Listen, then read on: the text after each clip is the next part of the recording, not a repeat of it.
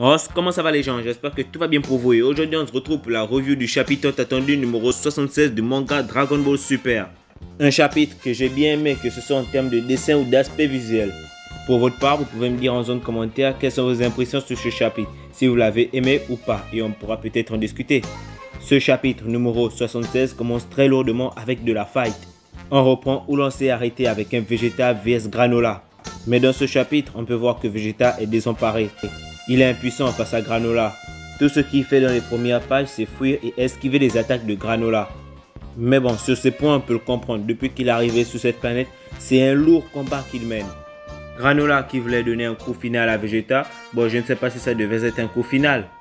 Mais après, je crois pas qu'il se serait fait one shot comme ça, hein. C'est quand même Vegeta. Et là, on peut voir un Vegeta sauvé in extremis par Goku qui donne une patate à Granola. Je ne sais pas si ça fait écho au 6e film DBZ quand Vegeta il vient sauver Goku, mais on n'est pas là pour parler de ça. S'il y a un truc que j'ai détesté et en même temps aimé, c'est le fait que Vegeta frappe Goku. Tout simplement parce qu'en le sauvant, Goku dit qu'il va se charger de Granola et Vegeta refuse. Et au lieu de lui dire non, j'ai pas fini mon combat, pousse-toi, il le frappe. Ça, j'ai pas aimé. Mais j'ai aussi aimé.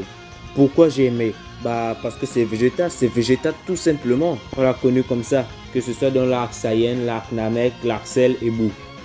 Déjà dans l'arc Saiyan, il a tué son seul ami Nappa. Dans l'arc Namek, il s'est barré lorsque Goku et lui devra affronter Ginyu et J6. Dans l'arc humain artificiel, il a carrément frappé Trunks pour que Cell absorbe numéro 18. Et dans l'arc Boo, tu connais, il a frappé Goku par derrière. Mais revenons au chapitre. Après avoir frappé Goku, il lui met un deuxième coup. Et là, Goku lui demande, mais qu'est-ce qu'il y a? Et Vegeta qui dit, il y a personne que je veux plus battre que toi, Kakarot. Et Goku qui retorque, et c'est reparti. T'as vraiment bien choisi le moment pour nous sortir cette vieille rengaine.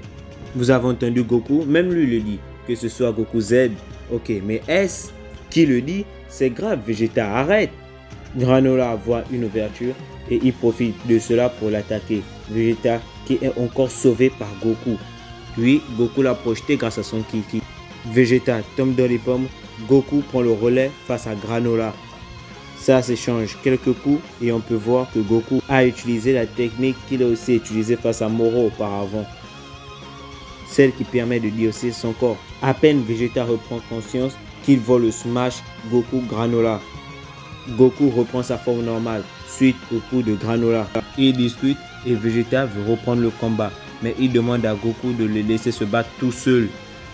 Goku lui demande pourquoi est-il si déter. Goku lui demande pourquoi est-il si déter. Vegeta lui dit de mettre ça sur le compte de la fierté mal passée des Saiyans. Et là les amis, Vegeta lui dit s'il te plaît permets-moi de le faire seul. Et Goku qui ne peut pas refuser suite à cette demande. Mais Goku lui dit ne meurs pas Vegeta. Et Vegeta qui marche et qui s'envole en direction de Granola. Il repasse en Ultra Ego et il dit, comme je te l'ai dit, ce pouvoir est illimité. Il n'a pas de limite. Vegeta attrape Granola. Ses attaques sont telles qu'elle déchire les gants de Granola. Coup de boule de Vegeta, ça continue à star. Et là les amis, il continue dans la ville des Shugariens. Et c'est là que j'ai vraiment capté que Granola était quelqu'un de bien. En sachant que la ville et ses habitants sont précieux à ses yeux. Il dit à Vegeta, en étant paniqué de faire des blessés, non, pas ici, allons autre part. Et Vegeta qui répond en disant, oh, je croyais que tu t'en fichais de tout. Ça continue à stab. Granola, c'est un bon gars. Il veut pas faire de mal aux Shugariens, ni détruire leur ville. Mais ils finissent par se battre dans cette espèce de dôme que les Shugariens ont au-dessus de leur ville. Donc, ils sont dans la ville des Shugariens. Le combat continue. Granola prend le dessus. Il plaque Vegeta par terre et il le snipe. Vegeta prend cher. Et c'est à ce moment de répit pour Granola qui croise une Shugarienne. Et là, les amis, on nous plonge dans le passé de Granola. On a pu voir sa mère et il semblerait qu'avant de retrouver sa mère, Granola était pourchassé. Vous savez que l'armée des Freezer et des Saiyans avait envahi cette planète, pas vrai?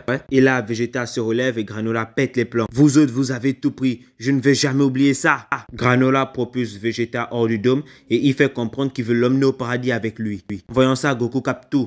Non, ne fais pas ça, sont les paroles de Goku. Et il parle des deux, bien entendu. Il se précipite vers le champ de bataille pour les arrêter tous les deux. Monaito et Oatmeal, eux aussi, sont sur la route. Goku donne un coup par derrière à Granola et il stoppe tout. Et après quelques explications, Monaito dit à Granola qui a 40 ans, un Saiyan leur a sauvé la vie. Son nom, Bardock. Granola n'en croit pas ses oreilles et il dit, et je le cite, ai-je bien entendu, un Saiyan a été notre sauveur.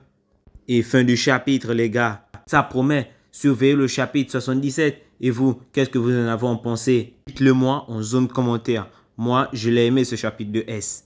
Bon, n'hésite pas, oui, à t'abonner, à activer la cloche de notification, à mettre un pouce bleu ou un pouce rouge si tu as apprécié la vidéo ou pas. Moi, je te dis à plus pour de prochaines vidéos.